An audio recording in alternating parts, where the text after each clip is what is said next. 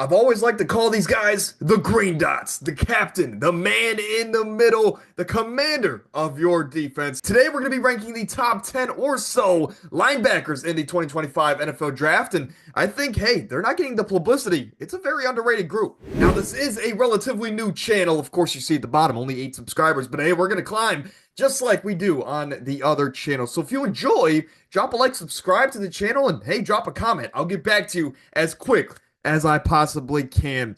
But I do want to say, guys like Sean Dolak out of Buffalo, again, amazing career he had over there for the Bulls. He is on this list as well. He just barely missed the cut. And Cody Simon for the Buckeyes, national champions.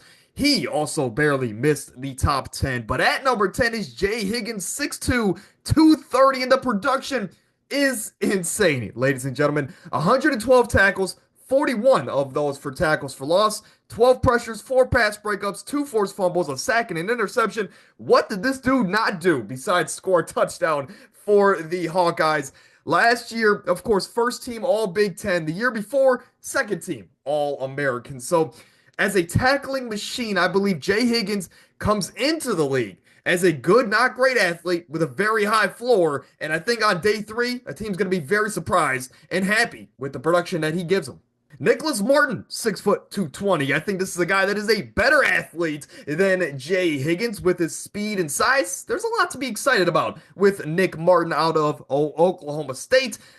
The 2 years ago was first team All Big 12. I don't know why it took me a second there, but hey, stick with me. And this past year, the production was there. I'd say 50 tackles, 25 of those were for loss, 9 pressures on the quarterback, and a forced fumble. I'll say he's more of a pass rusher, like an edge linebacker, than a guy like Jay Higgins, who's more of a man in the middle. But Nicholas Martin, it does have that sideline to sideline speed. Again, he brings a little bit more as a pass rusher if you're looking for that as a linebacker. The only thing I worry about, he's not the best in coverage, but I don't think you use him in that department. Regardless, if you need a pass rushing linebacker, a team like the Falcons could grab this guy late, and I think he's going to be a serviceable piece. If you can imagine DK Metcalf as a linebacker, that's Demetrius Knight, 6'5", 250, and he's just muscle, right, in that entire frame. This is a guy that, with his speed, as a former quarterback, by the way, is electric, man. He has that sideline to sideline speed, very scary closing speed. And again, this is a guy that's more so an outside linebacker, going to come off the edge and try and make some plays that way.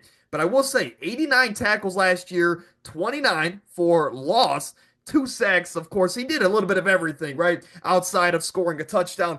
I just think that with his, with his frame, with his production that he did last year, and the fact that he only had a 10% missed tackle rate. So when you go in his area, he's going to bring you down if he gets his hands on you. Outside of overall polishing and the fact that he's a little bit older at 25 years old, he gives you everything. And I could see this dude going as early as round 2, maybe late round 2. Barrett Carter at 6'1", 230. Of course, representing the Clemson Tigers. You see his stats there. He was productive there for the orange and purple. I don't know, whatever you want to say. I think he's a great athlete. I think he's very explosive. I think, to me, what kind of separates him from the guys under him is that he has that tackling ability, right? That processing speed and the ability to track the ball and have that closing sideline to sideline speed. But he also brings that zone coverage ability that, to me, I think is going to fit a lot of these teams at the next level, especially now that teams like to play too high and really just like to keep everything underneath. Barrett Carter has that closing speed, but also that zone coverage ability, which will separate him in the draft process. And I'm excited to see how he tests at the combine in about a week's time. But outside of that, maybe he can get a little bit better as far as processing in the run game, but I'm nitpicking here. These are technical issues that'll get fixed at the next level. There's not many of these guys in the class, but I had to get a Gator in here. And if it wasn't for his amazing Senior Bowl weekend, I don't know if we're sitting here talking about Shamar James. But at 6'1", 230, this is a guy that, again, I don't want to be biased, but he might be the best coverage linebacker in the entire class. We saw multiple times in these one-on-one drills when he's covering linebacker or running backs or receivers or tight ends, where in one-on-one drills at Senior Bowl weekend, those aren't meant to favor the defensive player. And for him to go out there, I think he only got beat 1 or 2 times. He just showed up and showed out that entire weekend. I love it. I do think that he is an inconsistent tackler, and he does have a history of injuries for the Florida Gators. but when he was on the field, it felt like he had almost double 64 tackles, which is what he posted this past year. But again, keep in mind he had some injuries throughout the regular season.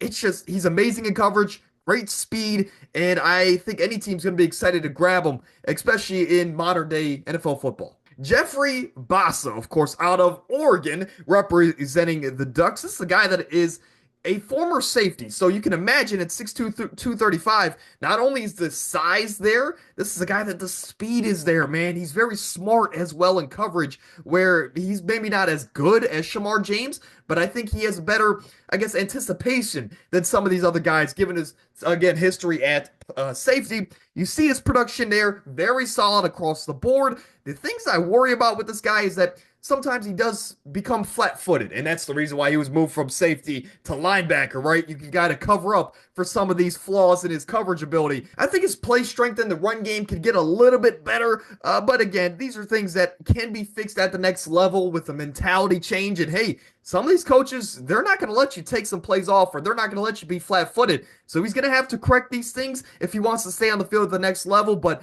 the potential is there, and there's a lot to be excited about for Mr. Bassa. Danny Stutsman, if you're looking for a traditional green dot guy in the middle, a guy that's just going to have a ton of experience, very smart, and tackle everybody, this might be your guy. 108 tackles last year, with 55 of them being for loss. First team All SEC, good burst. I think he's an explosive athlete. He was one of the lone bright spots on this Oklahoma Sooner team with the very down season that they did have there in Tuscaloosa. But Danny Stutsman, experience is there. The production is there. The size at 6'4", 240 is there as well. The only thing I'll say, he's not the coverage linebacker of the Shemar James of the world, but I do think he's solid. He's just not great. Regardless, I think he's going to be a guy that you want to be in the box, and he's going to be trying to make these tackles because his processing speed is well above average in this class. Now we get into the guys where I think that they are locks to be at least drafted in the first two rounds of this upcoming draft. Chris Paul Jr., 6'1", 235. If you've watched any of these videos, apparently I'm an Ole Miss fan, right? Because I've loved this defense, and again, there's a reason why they led the nation in sacks. It's because of talented guys like Chris Paul Jr. This past year, 85 tackles, 55 for loss. So when he's getting his tackles, they're really behind the backfield. And his processing speed, I think, is just a lot better than almost every other linebacker in this class, and that's saying a lot given the guys at the top of this board. But 6 sacks as well, so he can do everything, right? He could just be your kind of your safety blanket, a guy that can spy these mobile quarterbacks with his athletic ability.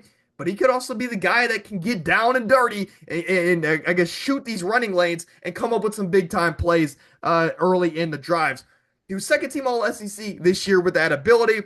I do think he's underrated in coverage. So Chris Paul, I think he does have that agility to him where I want to see how he tests, but I think he has that potential at the next level to be a decent coverage linebacker. He only had a 7.5% missed tackle rate, so that's always good. So when he gets his hands on you, you're not really going anywhere. Outside of that, subpar length. Again, I don't worry about the length as far as these players and arm length and all this stuff. I think if you can play, you can play. And I understand that, but I want to throw it out there because these NFL GMs look at things like arm length and hand size. Man, look, if you can play, you can play. And I can see a guy like Chris Paul Jr. ending up on a team like Philadelphia, let's say late round 2, and he's going to be an absolute steal for the reigning champions. At number 2 is Carson Schwarzenegger. Man, I don't even know.